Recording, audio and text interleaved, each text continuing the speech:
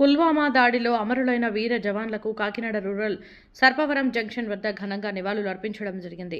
Junction నుండి police station మీదుగా జాతీయ జెండాలు కొవ్వొత్తులతో ర్యాలీ నిర్వహించి ఘనంగా జోహార్లు అర్పించడం జరిగింది.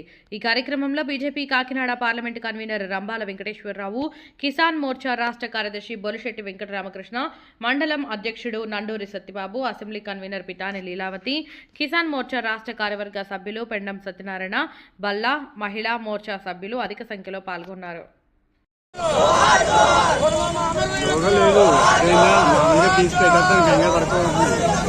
చెప్పట్లేదు కదా ఎందుకు ఇప్పుడు ఇచ్చారంట సరే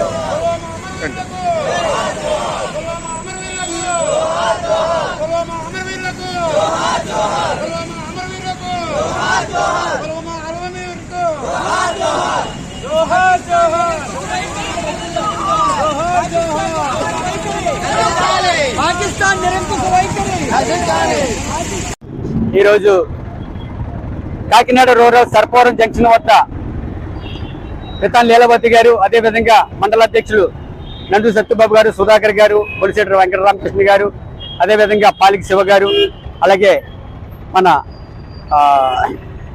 అన్నపూర్ణ గారు, అలాగే రామకృష్ణ గారు, పెన్ను సత్యనారాయణ గారు, మిగతా గౌరాజు గారు కావచ్చు, మన ప్రతి ఒక్కరు కూడా ఈ కార్యక్రమంలో పేరు పేరున అందరికీ కూడా ఈ కార్యక్రమంలో పాల్గొన్న ప్రతి ఒక్కరికి పేరు పేరు ధన్యవాదాలు తెలియజేసుకుంటూ, ఏదైతే పుల్వామా దాడిలో 40 మంది జవాన్లు వీరమరణం పొందారు, దానికి మీకు తెలుసు 2019 ఫిబ్రవరి 14వ తేదీన వారు మానవ బాంబు ఏదైతే 22 ఏళ్ల కుర్రాడు ఒక బస్సుపై మానవ బాంబుగా వచ్చి వారిని ఢీకొట్టడం జరిగింది. దాంట్లో బాంబ్ బ్లాస్ట్ లో 40 మంది వీర జవాన్లు కూడా అసూలు పాసడం జరిగింది, వీర మరణం పొందడం జరిగింది. వారు నిజంగా ఎంతో ఆనందంగా కుటుంబాలను కలుసుకుని వారు వెళ్ళేదే తక్కువ, ఏదో 2 సంవత్సరాలకు 3 సంవత్సరాలకు వారి కుటుంబాల వద్దకు వెళ్ళే పర్మిషన్ ఉంటుంది. వారు నిజంగా వారి కుటుంబాలకు వద్దకు వెళ్ళి వాళ్ళతో ఆనందంగా గడిపి బంధువులతోటి, స్నేహితులతోటి, అలాగే అన్నదమ్ములతోటి, భార్యలతోటి, అందరితో ఆనందంగా గడిపి వారు 40 మంది కూడా ఒక బస్సులో బయలుదేరుతుంటే అక్కడ పుల్వామా జిల్లాలో ఏదైతే ఈ బాంబ్ బ్లాస్ట్ జరిగిందో ఇది కేవలం పాకిస్తాన్ కుట్ర. భారతదేశంపై ఏ విధమైన వారు ఆర్థికంగా దెబ్బ కొట్టలేక కనీసం వారి వీర జవాన్లని ఈ విధంగా చేయడం అనేది వారి దుర్చర్యకి నిదర్శనం అని చెప్పాలి. ఎందుకంటే ఉగ్రమూకలు ప్రతి ఒక్కటి కూడా పాకిస్తాన్ ఆధారంగా తయారవుతాయి. భారతదేశంలో ఉన్న ప్రతి ఇంట్లోని కూడా వీరందరికీ కూడా గతంలోనే 140 కోట్ల మంది భారతీయులు అందరూ కూడా వారికి నివాళులు అర్పించడం జరిగింది.